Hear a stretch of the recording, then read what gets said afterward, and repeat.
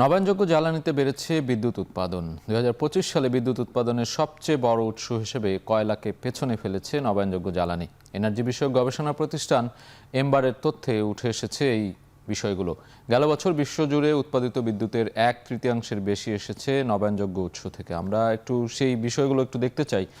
বর্তমানে যে fossil fuel বলা হয়, যে কয়লা ভিত্তিক বা গ্যাস ভিত্তিক যে জ্বালানির উৎপাদনের যে বিষয়গুলো, তাকেও ছাড়িয়ে গিয়েছে নবায়নযোগ্য জ্বালানি।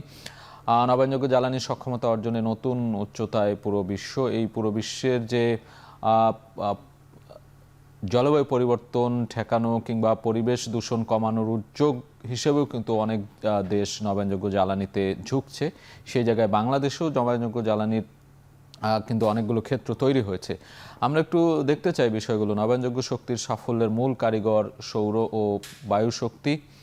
গেল বছর বিশ্বজুড়ে মোট 692 গিগাওয়াট নবায়নযোগ্য জ্বালানি সক্ষমতা যুক্ত হয়েছে।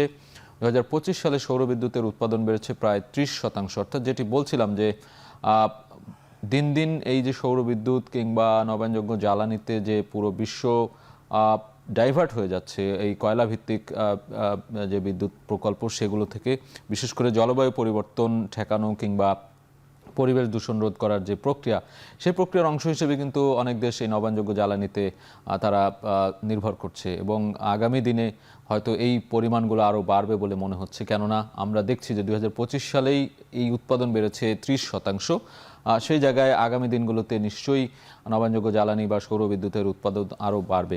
গত এক দশকে সোলার মডিউলের দাম কমেছে 80%-এর বেশি। অর্থাৎ এই যে মানুষের চাহিদা একদিকে দিন দিন বাড়ছে সৌর বিদ্যুতে কিংবা নবায়নযোগ্য জ্বালানিতে, সেই জায়গা থেকে যে তার যে আনুষঙ্গিক জিনিসগুলো রয়েছে, বিষয়গুলো রয়েছে, যেমন সোলার মডিউলের কিন্তু দাম কমেছে 80%-এর বেশি। দাম কমার ফলে কিন্তু ব্যবহার বাড়ছে, এটি আমরা বুঝতে পারছি সহজেই। এর মাধ্যমে জলবায়ু পরিবর্তন ঝুঁকি হ্রাস ও পরিবেশ দূষণ কমছে। আমি যেটি বলছিলাম যে জলবায়ু পরিবর্তন একটি বড় ঝুঁকিতে এই মুহূর্তে পুরো বিশ্ব রয়েছে, বাংলাদেশও তার ব্যতিক্রম নয়।